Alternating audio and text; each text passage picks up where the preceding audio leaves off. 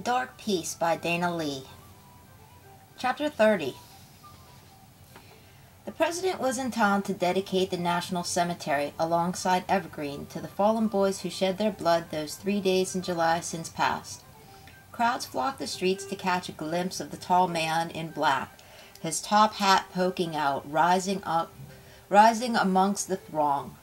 He did not look well and clutched a homespun shawl around his shoulders. Daniel watched from the second-story window in the hallway with his wife beside him. He used his spyglass, the only remainder he kept of his past life. "Abraham Lincoln, I never thought I'd see the day," he said and whistled. "Wait till they hear about this back home. He's a lot uglier than I imagined. Give me that, let me see." He obliged, and she searched the crowd till she found him. "He's not ugly. I think he's just sad." There wasn't much to eat that Thanksgiving. Some hot bread and butter, mashed potatoes, sliced ham, and pumpkin pie. They were still most thankful. The harvest had been plundered, and they no longer had the government store to rely on for food. Michael was too sick for hunting, and Daniel was still unable to fire a gun. Just after dinner, while Michael sat at the fire smoking his pipe, his son-in-law beside him with Shiner at his feet, a knocking came at the door. "You'd better get upstairs till I see who it is." Daniel went up the steps, and the women came in from the kitchen, where they were silently washing the dishes. It was Ernest, Jenny, and Elizabeth, a happy surprise. Lee went upstairs to fetch her husband, and Jenny handed the baby over to Miss McBride, who plunked her down into Grandpap's lap by the fire. "I got a turkey and thought to share with you," said Ernest. Somehow he seemed fatter to Lee, who couldn't help but to notice that everybody else was leaner than last year. "Thank you, son. Sit down. I'd like to offer you some cordial, but I'm afraid there is none." "Can I get you some tea?" Lee asked. "That would be wonderful. Come on, I'll help you. It seems forever since we've talked," said Jenny. The two women went into the kitchen to ready the tea. "I have some biscuits with raisins we'll lay out. You look well, Jenny. Is everything good?" "You dare to ask about me, Lee. What have you gone and done? Marrying a rebel? As if that wasn't bad enough. Now you have him living here, lounging about with your father sick and that helpless old woman. I've never considered Miss McBride to be helpless. What right have you, of all people, to judge me? I'm sorry, Jenny, but I can't have you talking that way about him. I love him. You know that." "I think it's an insult to Finbarr's memory." With that, Lee left the room. "I'm tired, darling. I'm going to bed. I hope you'll be up soon." "I'm coming. Good night, all. Pleasure to meet you, Ernie." Behind closed doors he asked, "What was that all about?" "Don't worry about it. You know what? You are all I need in this world, and already I can't imagine living life without you." Chapter 31. Christmas was not the same that year. A week before, Michael told Lee that he had seen her mother sitting at the foot of his bed. "That must have been me, Daddy, checking on you." "No, it was her.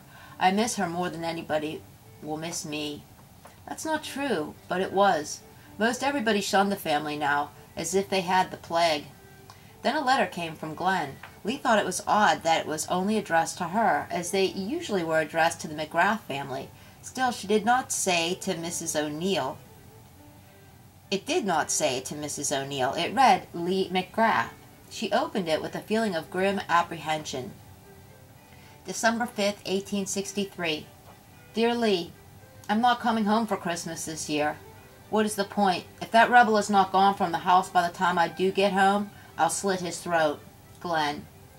Crying, she tore the note to bits and threw it in the fire. She found herself wishing that her brother would be blown to bits, and fell asleep before the fire. The house shook through a fierce winter storm, and she awoke to what she thought were a woman's screams. Looking out the window, she figured it to be the wailing wind, and went up to bed. The next day Michael did not get out of bed, which wasn't so strange these days. Still, Lee went in his room to check on him. He was lying there smiling, his eyes were open, and he was dead. The funeral was nothing like her brother's had been. Besides the family, only Ernest, Jenny, and Fritz Derhofer showed. None had any cruel remarks for Lee this time. Even Miss McBride was silenced out of grief and respect for the dead. Lee never bothered to write her brother and tell him that their father had died. She didn't want to see him, especially not now. Miss McBride hardly had a word for either of them now, which left Lee with a feeling of the eye of the storm. Then one afternoon, just after New Year's Day, Miss McBride came into the parlor where Lee was sewing with news. "You'll be happy to know that I've found employment elsewhere. I'll be gone by Sunday. Mr. Derhofer has offered me the position of housekeeper and cook at his house in return for room and board. How could I refuse? He needs me more than anyone. You and I never got along. I only stayed for your father's sake, and now that he's gone, I don't see the point. Do you know what burns me up the most?" Lee didn't care and refused to ask her. She was thrilled that she was leaving. She had been thinking of a way to fire her. Still, she rambled on. "You could have had any of the lads. Yes, I never told you this, for I knew you already had a big head." "Why don't you just leave today, then?" She stormed from the room. Lee had continued to receive letters from Willie, although she had not written to him for months. She grew careless with them. Some of them she didn't even bother to open or read. They made her feel bad, and she assumed his mother hadn't told him about Daniel. One morning in early February, Lee was sleeping late. Daniel was up checking on the chickens they had recently purchased and milking the cow. He came in the kitchen and found the last letter that Willie had written lying open in a heap of newspapers, recipes, and dress patterns. Unaccustomed to such a mess, he thought to organize them when the letter captured his attention. They had moved Lee's bed into the big bedroom now and had a fireplace. Daniel didn't like sleeping in Michael's old room, but Lee did.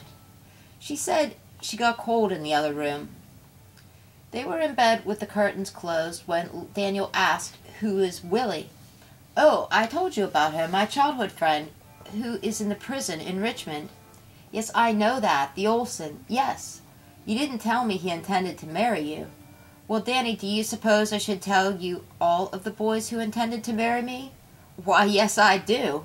She only laughed. "How far back should I go? You said you'd never been kissed."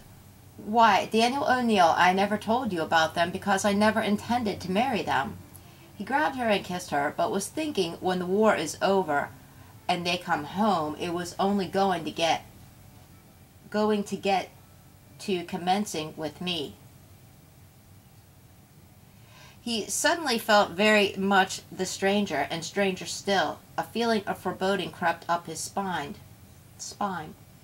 Daniel longed for New Orleans, but the newspapers did not show promise for the South as winter crept into spring. The Yankees penetrated the Southland. New Orleans had been occupied by Federals since nearly the start of the war, but now Sherman was in charge, and the shining symbols of the Old South were set to flame. Vicksburg, Georgia. The more he read, the more he panicked for his family's safety. He hadn't heard from them. Was it because he married a Yankee, or something worse? Were they dead? He was plagued by feelings of guilt. He hated sleeping to the sounds of the crackling fire, the closed windows, the smoke of the room. He'd dreamed nightmares of his beloved home set ablaze, his sister taken by dirty Yankees. He'd awaken in a sweat of fear. Lee worried that he was sick. She also worried about her brother and suffered a guilt all her own. Chapter 32. Summer was early, and Lee was enjoying the quiet life with her husband. They were still newlyweds and deeply in love. They stayed in bed late now that the garden was planted and buds of green took over. They walked to the cemetery together and took long walks through the deep woods.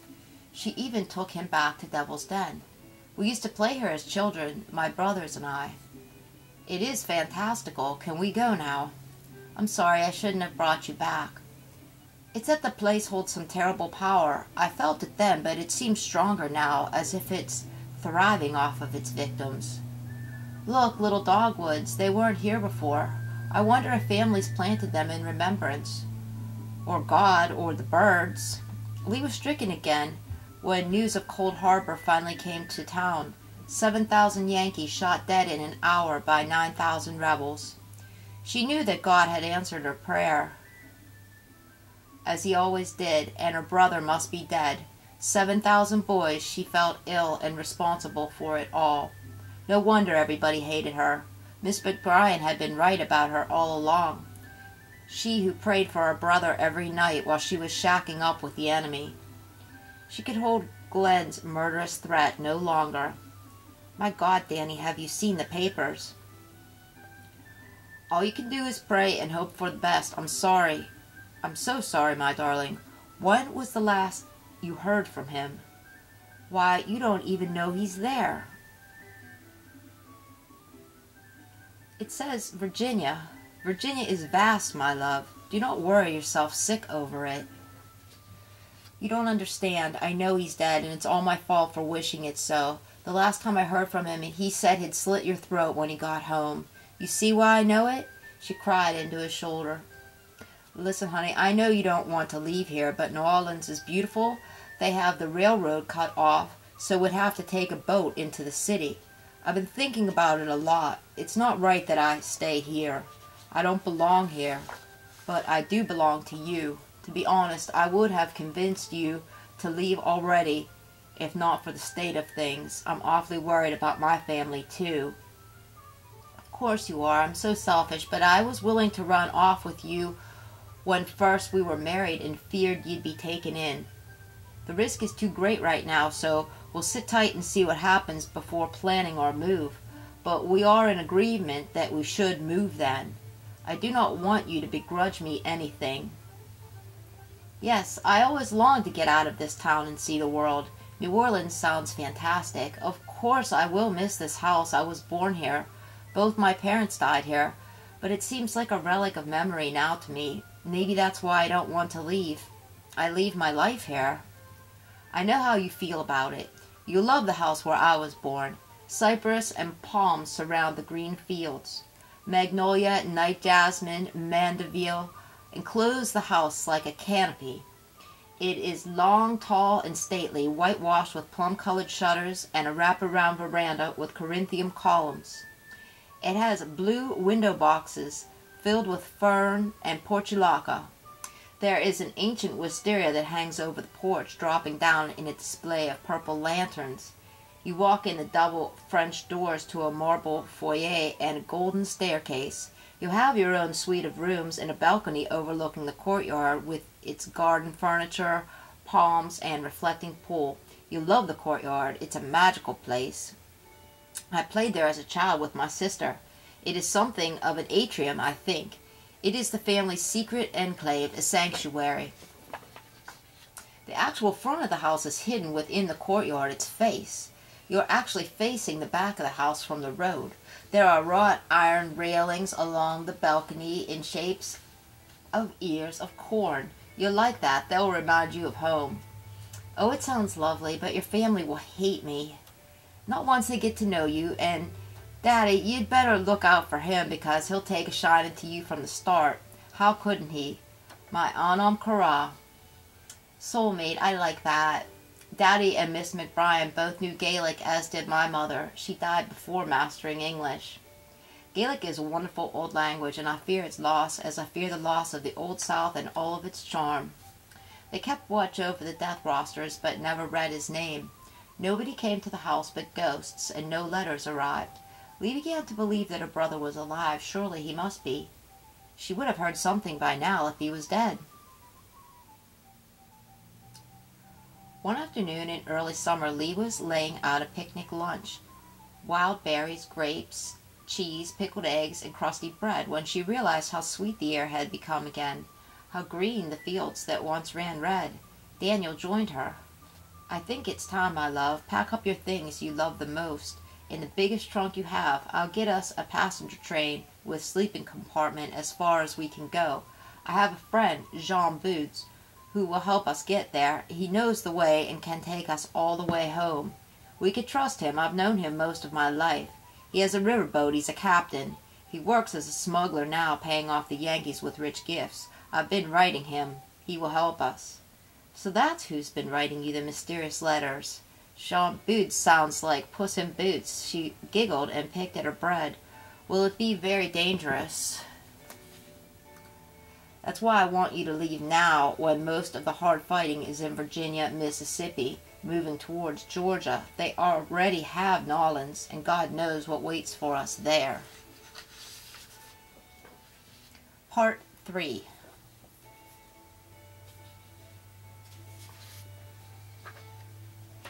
Chapter 33. Lee enjoyed the train ride through the wilderness and mountains. Daniel would have preferred a horse. The noise and the rough riding gave him a headache. He did not feel well, but he didn't want his wife to know. He tried to be cheerful and hopeful for her, but the truth was he wanted to be home. Lee was taking an inventory in her mind of all the things that she brought along, and the things she had left behind with the woods. Of all the things she hated leaving Shiner the most, she gave him to Elizabeth. Jenny did not seem at all sorry to see her go, so she said goodbye to her old life and looked forward to the thrill of New Orleans. Jean has some new dresses for you too, love. You should like them. He gets only the finest things. How wonderful. I'm so excited. I'm so happy to be moving away from there. All the work, threats, black hearts, damn Yankees. You said it. Wouldn't this ride be stunning in autumn when the leaves are changing? I thank you for that too. I had never seen such a display as autumn in Pennsylvania. I'll tell you, one of the prettiest things I've ever seen. The leaves don't change in New Orleans? Nothing ever really changes in New Orleans. They had been traveling nearly a week, and she watched as the mountains became hills and the hills became meadows. Then somewhere the meadows slipped into dark dresses, and strangling vines and mysterious flowers began to appear more and more frequent until they shrouded the world in what seemed to be a jungle, a weird garden as she had never seen. The trees hung with gray moss, which reminded her of widows, something dark and sad.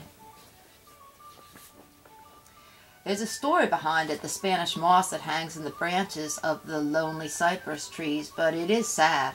A Spanish prince brought his new bride to Louisiana. She was beautiful with long, flowing black tresses that shone in the moonlight.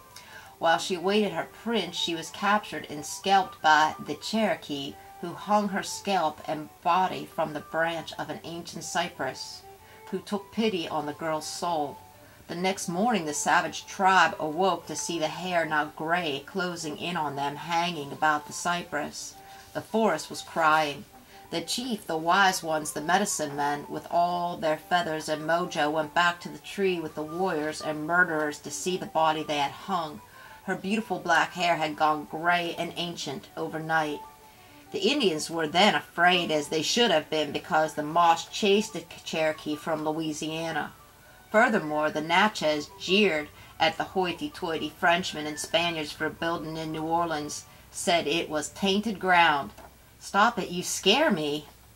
I'm sorry, my darling, and he snuggled close beside her. It could be true, he thought, if the girl had carried the spores on her shoes, in her dresses, in her hair, of course, and they took to the dark wetness like ducks on a June bug. The story is true, but you don't have to worry about the Cherokee. It is an interesting moss, though. It needs air to survive. It breathes. It gives me the creeps.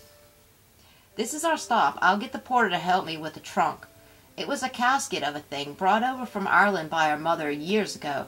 She thought about the life of that old trunk and how hers was finally picking up, too. Where are we? It was an old wooden train station, what must have been a converted carriage house. Very lovely, she thought, with its lacy gingerbread woodworking around the porch and pretty green shutters. Slender trees waved at them in the summer breeze. She felt as if she was dreaming, and this stop was all in her mind. Welcome to Louisiana, mi amor. This place is called Sugarloaf Station. Jean will meet us here. We can't risk the trains any further. They're crawling with Yankees, if you'll pardon moi for saying. Relax here for a spell in the shade of the trees. Jean Boots was 36 years old, a bit older and wiser than Daniel. He had lost his family along with his mind in a yellow fever epidemic that claimed thousands. Having nothing left to lose, he became filthy rich, smuggling goods into New Orleans. Sure, the Yankees got their share, but so did his friends, and he liked the lonely life on his riverboat. Elise, named for his dead wife. He liked the risks of it, too.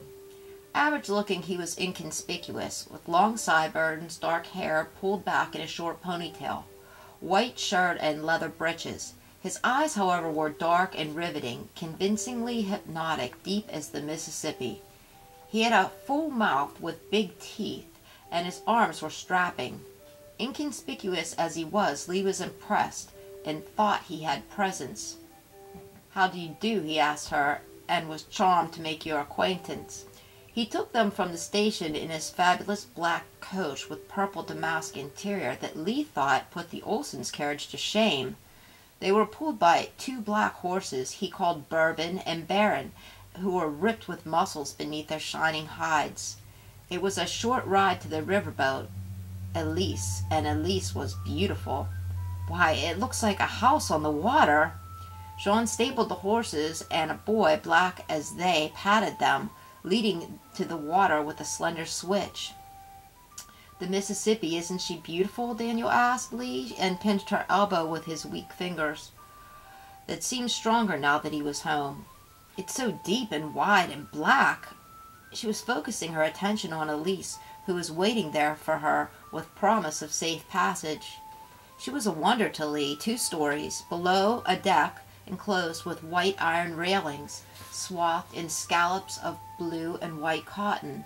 The 2 stories held 7 arched windows, embellished with wooden gingerbread, 28 in all on either side. The hall and stern also had 5 windows, and Elise had an impressive paddle and 2 smokestacks. She was wonderful from afar, but her true attributes waited below deck in swanky elegance. Lee had never seen so much opulence. Padded velvet furnishings in violet and indigo and oriental rugs. There was even a crystal chandelier. "Oh, it's beautiful. Thank you so much for being our escort, John. I hope that someday I may repay you this favor." "At your service, madam, but you are mistaken. It is me who is in your debt for bringing our Danny home to New Orleans." He lifted off the velvet cushion from a side booth settee to reveal a long, deep compartment packed tight with coffee, sugar, tea, and spices. She gasped and looked around. There must have been 20 other compartments of the like, cleverly concealed under plush, velvet, and posh cushions. "How clever you are, but what would happen if you were caught?" Both of the men laughed at this. "Why, he'd be delivered up to his Yankee friends for hanging, although they'd never do it. He's worth far too much to them alive." "Relax now, my friends, Danny. Why don't you take Lee up on the deck? We should reach Tir Nagog before dark if we leave now." "Tir Nagog? I was saving it as a surprise for you when we rounded the bend in the river, and we can see it through the trees in the distance, but now the cat's out of the bag." "The fairy tale island that Daddy talked about. The land of eternal youth. My grandpappy named it. He built it over 60 years ago. He bought the land on money he made breeding horses. Daddy still breeds them today." They strolled across the deck, and Lee was impressed with the sheer vastness of the dark river and her languid ways. The air was thick and muggy. She heard strange birds off in the trees crowding along the shore. She changed into her white cotton dress and straw hat. Looking for Danny, she found him on deck with Jean. Their conversation stopped when she joined them. Daniel had his spyglass and was looking to see something black in the distance amongst an oak grove. "Pardon me, ma'am, but your husband and I were only just discovering Indigo Manor. That's what's left of it, as you'll see when we pass." We both knew the family, Creoles named Galvez. Master de Galvez grew cotton and indigo on his plantation. He was also a rum runner. I knew him well. He had 6 beautiful dark daughters. When the Yankees came, de Galvez was there to meet them and shot 6 of them down off their horses. In return, they burned the house to the ground. "I don't see anything but a pile of stone. That used to be a fireplace and chimney." "What happened to his daughters?" asked Lee. "Scattered amongst relatives, I hear. Danny, I don't mean to alarm you, but it's been well over a year since I've seen your father, as you well know. Don't expect home to be as you left it. It is likely that the Yankees have been there, too. They raided the plantations who were sending supplies to New Orleans. It is unlikely. You can only see Tir Nagog from the river just before evening when the sun sinks low. She is elusive. That's how she got her name." A hidden house along the river surrounded by trees sounded so romantic to Lee, whose house sat right along the corner of busy Baltimore Street. She did not miss it, and found Louisiana and the Mississippi to be as alluring to her as her rebel had been and still was.